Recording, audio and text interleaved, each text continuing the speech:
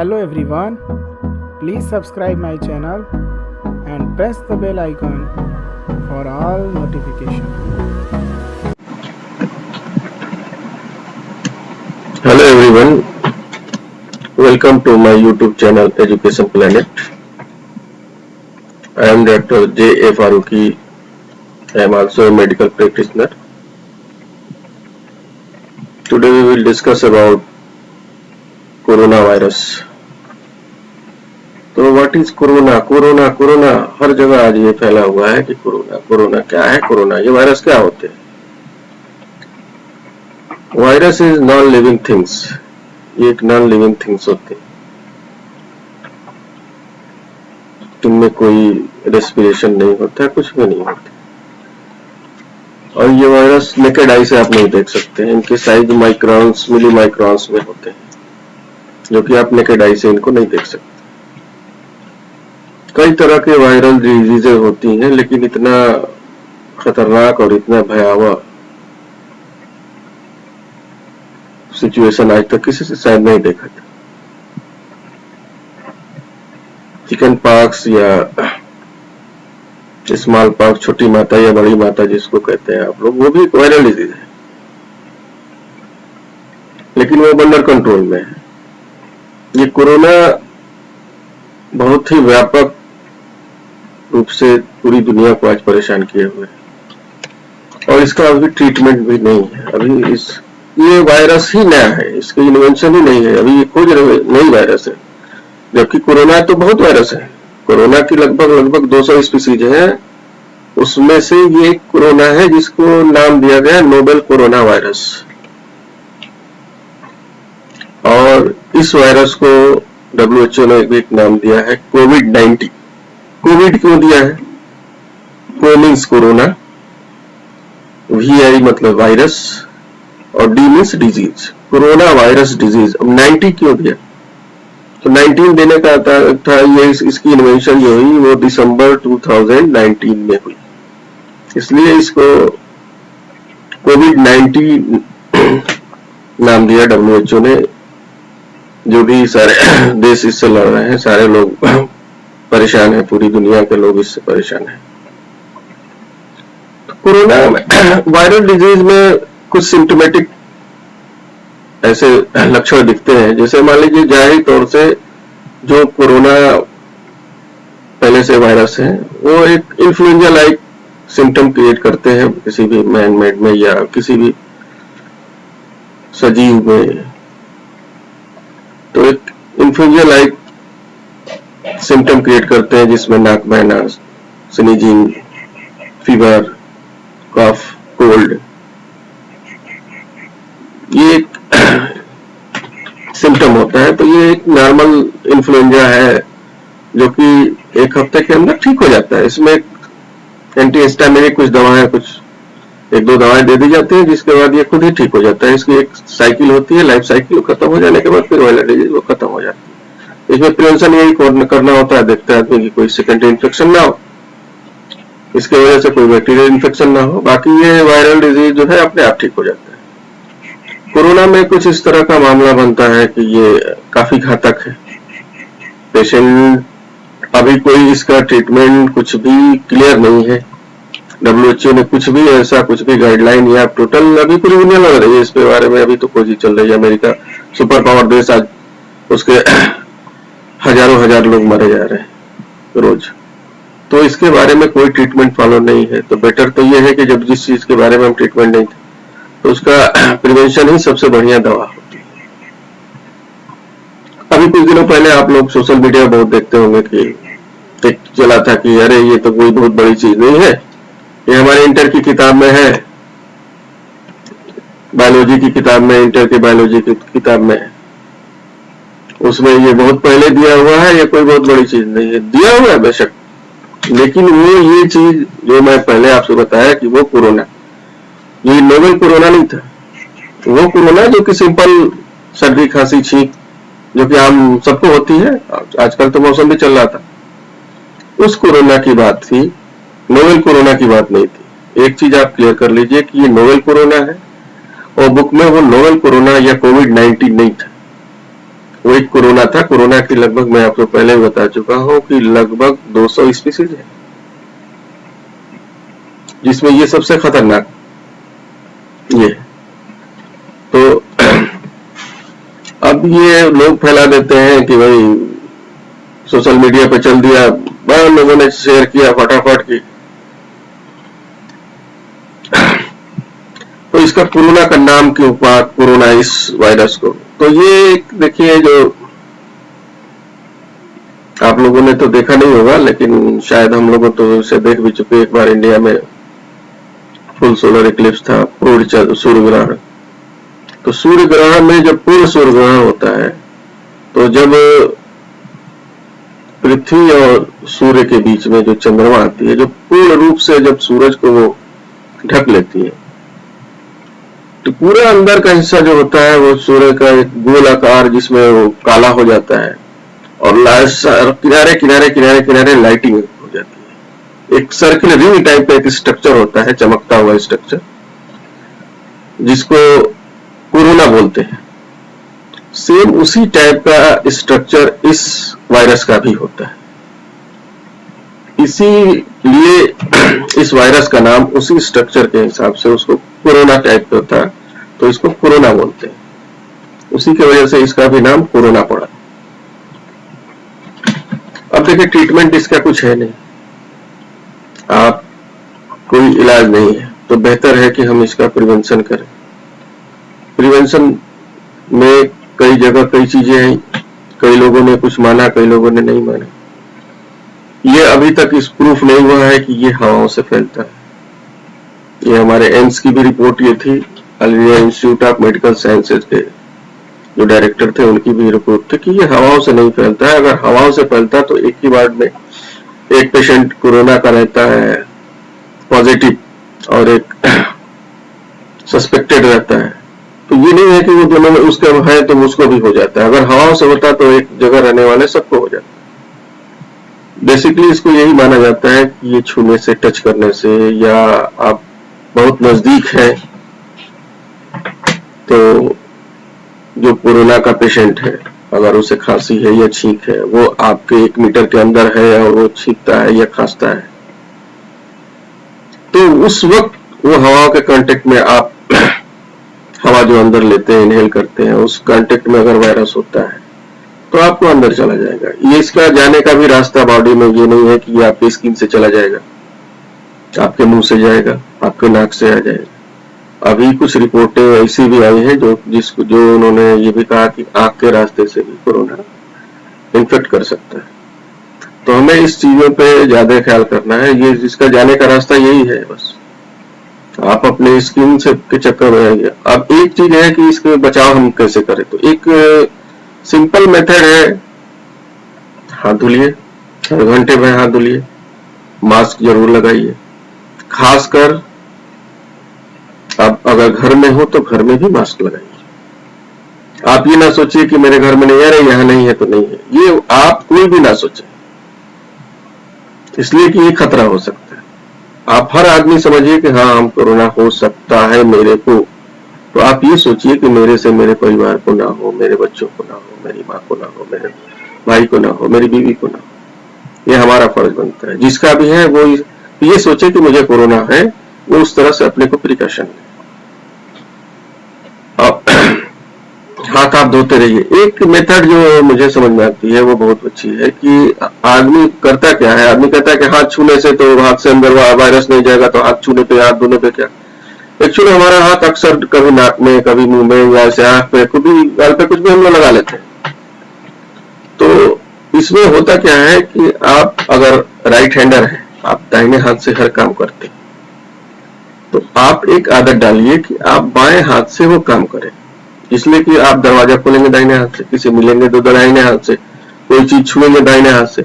आप एक चीज दिमाग में रखें कि आप अगर राइट हैंडर है तो आप लेफ्ट हैंड से अपने फेस पे या हाथ पे लगाएंगे, इसलिए कि आपका लेफ्ट हैंड हर जगह नहीं टच करता है, लेकिन अगर राइट हैंडर है तो राइट हैंड आपका हर टच करेगा। उसी तरह कोई लेफ्ट हैंडर है तो वो कोशिश करे कि मैं राइट हैंड से ही कोई अगर चेहरे पे हाथ लगाऊं तो राइट हैंड से लगाऊं। ये एक प्रिकॉशन है।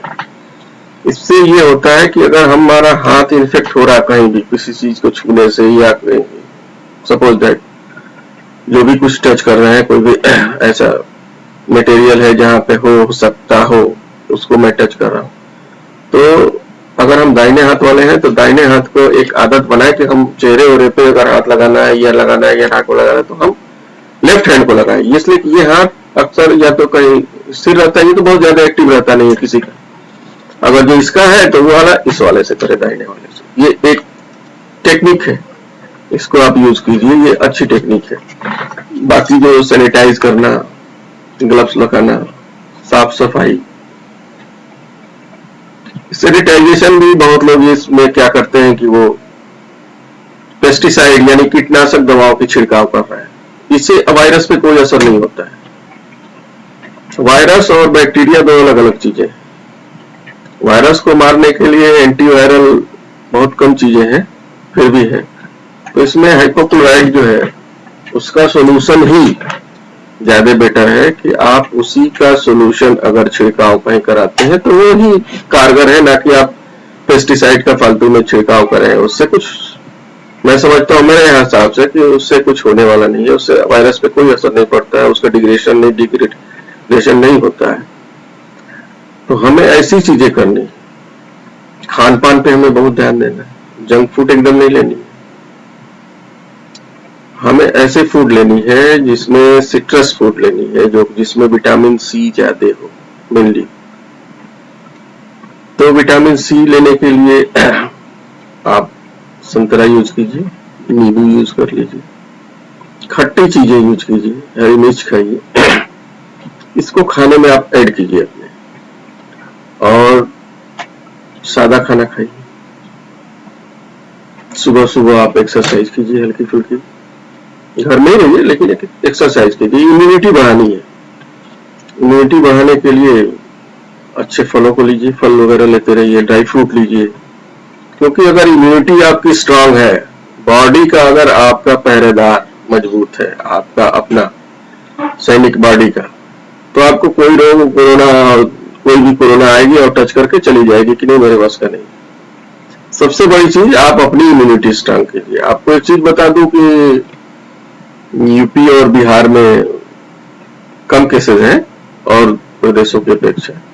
उसका वजह भी एक है कि इन लोगों की, यहाँ के लोगों की थोड़ी इम्यूनिटी और प्रदेशों के लोगों से बेटर होती है। उसका ये नहीं है कि खान पान से बेटर हुई है, एक सिस्टम है। यहाँ के लोगों में गरीबी, लिविंग स्टैंडर्ड बड़ी नीची है, तो यहाँ के लोगों को आप लोगों देखे होंगे कि भाई कहीं ठेले पे खड़े होकर धूल उड़ रहा, गर्दा हो रहा, खाले नीचे नाली बह रहा, ऊपर ठेला है, खाते जा रहे हैं। होता क्या है कि उन लोगों को वायरस और बैक्टीरिया इंटेक होते हैं, तो बॉडी का एक मैकेनिज्म है कि वो एंटीबॉडीज बना लेता है। जब भी बॉडी में कोई एंटीजन जाएगा तो बॉडी एंटीबॉडीज बना लेता है। तो वो एंटीबॉडीज जो पहले से बन जाते हैं, जो इस तरह के माहौल में जो लोग जी लेते हैं, तो उनकी एंटीबॉडीज जब स्ट्रांग हो जाएगी तो फिर बीमारी उतनी ज्यादा उनको नहीं होती है, इसलिए कि वो तो बीमारी में रह के जीना सीख ले। हर बॉडी, नेचर ने हमें इस तरह का मैकेनिज्म दिया है कि बॉडी के अंदर एंटीबॉडीज जो भी बन जाते हैं, जिस माहौल में रहेंगे उस तरह का डेवलप हो जाएगा एंटीबॉडीज। तो हमारे एंटीबॉडीज डेवलप हो जाए तो इधर के लोगों को अपेक्षाकृत दूसरे जगहों के लोगों ज्यादा है। कोरोना होता होगा तो वो सिंपल कोरोना होगा, इम्यूनिटी स्ट्रांग है, उतना परेशान नहीं करेगी, ठीक भी हो जाएगा। अगर होगा भी तो ठीक हो जाएंगे, इम्यूनिटी अच्छी रहेगी। तो इम्यूनिटी अच्छी होने के लिए जरूरी नहीं है कि आप जाके बाहर खाना खाइए, ये मैं सजेशन नहीं दूंगा कि हाँ आप धूल में खाना खाइए। लेकिन जो आप देखेंगे कि जो बड़े पुअर पीपुल हैं, छोटे छोटे बच्चे हैं, बड़े गंदगी में रहते हैं, नाली में भी काम करते हैं लेकिन बड़े स्ट्रांग होते हैं। क्यों? उसका रीजन यही है। लेकिन उन लोगों में अगर ये चीज देखा जाए तो इन्फेक्शन भी ज्यादा होती है। कुछ जिसको हो गया तो हो गया। तो आप बेटर ये है कि आप साफ सफाई पे ख्याल रखिए, अच्छी तरह सैनिटाइजेशन का बहुत ज्यादा ख्याल रखें। एक तो आप अगर बाहर जाते हैं, लॉकडाउन चल रहा है, आप तो बाहर ना जाइए, बहुत जरूरी हुआ तो आप बाहर गए, मास्क लगा लीजिए, ग्लव्स हो तो ग्लव्स लगा लीजिए, गमछा से किसी से मुंह ढक लीजिए, जो भी हो। जब आप बाहर से आते हो, पहले तो किसी से आप हाथ मिलाना भूल जाइए। पश्चिमी सभ्यता को आप यहाँ दरकिनार कीजिए, भारतीय सभ्यता लीजिए, नमस्कार कीजिए, सलाम कीजिए, हाथ मांग जाइए। और अगर आप बाहर से आते हैं, कोई भी चीज, फल सब्जी दूध लेके आते हैं, दूध वगैरह पैकेट है तो उसको धुलिए, फल सब्जी है उसको धुलिए। आप जब बाहर से आते हैं तो डायरेक्ट आप अपने घर में ना जाए, ये सबसे बड़ी जरूरी चीज। सारे लोग तो ये करते हैं कि मास्क पहन ले रहे हैं, ग्लव्स पहन ले रहे हैं, और बाहर से आ रहे हैं, दौड़ाते हुए घर में चले जा रहे हैं, घर में कपड़ा उतारेंगे, बैठ जाएंगे, खाएंगे। ऐसा कुछ नहीं कीजिए। बेहतर यह है कि जो अगर आदमी बाहर जाता है वो इतना इंतजाम करके जाए कि मैं आऊं तो घर के बाहर पहले कपड़े सबसे चेंज करूं, अगर शावर है तो शावर ले लूं, अदरवाइज आप कपड़े बाहर ही उतारे, बाहर ही चेंज करके, हाथ मुंह धोके, पैर हाथ धोके, एकदम साबुन से कम 20 सेकंड तक साबुन के झाग में हाथ और पैर को रखिए, मुंह धुलिए, तब आप अंदर जाइए। लेकिन वो कपड़े बाहर रखिए। अब जो बाहर से कपड़े आ गए उसको बाहर आप धुल लीजिए, धुलवाइए जिससे जो भी है। एक ये है कि 7 से 9 घंटे तक इसकी लाइफ है कपड़े पे, तो अगर आप उस कपड़े को बाहर, आजकल तो धूप में डाल देंगे तो भी कोई दिक्कत नहीं है, वो डिग्रेड हो जाएगा, वो वायरस खत्म हो जाएगा, इनएक्टिव हो जाएगा। लेकिन इतना प्रिकॉशन, कुछ छोटी छोटी चीज है जो कि लोग नहीं करते हैं। ग्लव्स लगा लेते हैं, मास्क लगा लेते हैं, लेकिन ऐसे ही आ रहे हैं, ऐसे ही जा रहे हैं। भाई इसको हल्के में ना लीजिए, कंट्रोल किसी को नहीं होगा, इसका इलाज कुछ भी नहीं है, कोई भी कुछ नहीं कर सकता, डॉक्टर भी कुछ नहीं कर पाएंगे, इसलिए कि डॉक्टर को खुद ही नहीं पता कि क्या करना है। सारे लोग ये प्रैक्टिकल कर रहे हैं, टेस्ट हो रहा है, उसी में जिसकी इम्यूनिटी अच्छी वो ठीक हो गया, जिसकी इम्यूनिटी नहीं ठीक वो बेचारे चले गए। इसमें इन्फ्लुएंजा लाइक ही सिम्टम होते हैं। लास्ट में एट लास्ट मरीज में ऐसा भी रिपोर्ट किया गया है, देखा गया है कि मरीज एकाएक सब कुछ बातचीत करता है, उसके बाद एक वक्त ब्रीथलेसनेस की प्रॉब्लम हो जाती है, उसको सांस लेने की प्रॉब्लम होती है, ब्रीथिंग प्रॉब्लम इतनी आती है। वेंटिलेटर की क्यों इतनी जरूरत पड़ रही है देश में? इसीलिए कि उसको सांस लेने में परेशानी हो जाती है, ब्लॉकिंग होने लग रही है उसके गले में, चोकिंग हो जा रही है कफ की, तो इसलिए वेंटिलेटर की। तो ये कुछ पेशेंट में हो जा रहा है, और ज्यादातर मौत इसी से हो रही। बस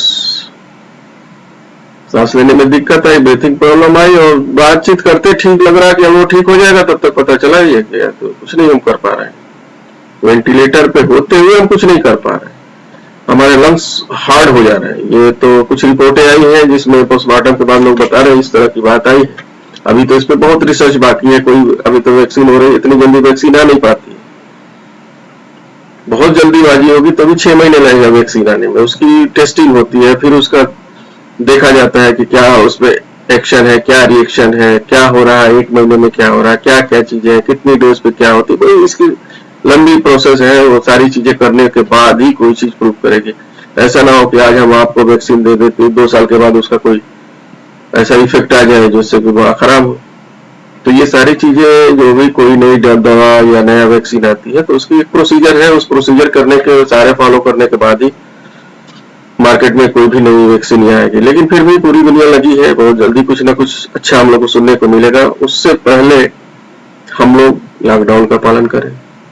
सोशल डिस्टेंसिंग इसमें सबसे बड़ी जरूरी चीज है, इस पे आपको बहुत ज्यादा ही एक्टिव रहना है कि सोशल डिस्टेंसिंग, और खासकर मास्क और सोशल डिस्टेंसिंग, दूरी बनाइए। ये आप सोचिए कि सारे हमें कोरोना हो सकता है, हम कोरोना हो सकते हैं, हम अपने परिवार को अपने से बचाएं, सब ये सोचे, सब सोशल डिस्टेंसिंग करें। इसलिए कि भाई एक आदमी को होने के बाद पूरी फैमिली, पूरे मोहल्ला क्या हो सकता है, बहुत ही भयानक, कुछ नहीं कहा जा सकता। हल्के में लेना ये तो बहुत बड़ी बेवकूफी होगी। आप घर में रहें, सैनिटाइजर यूज करें।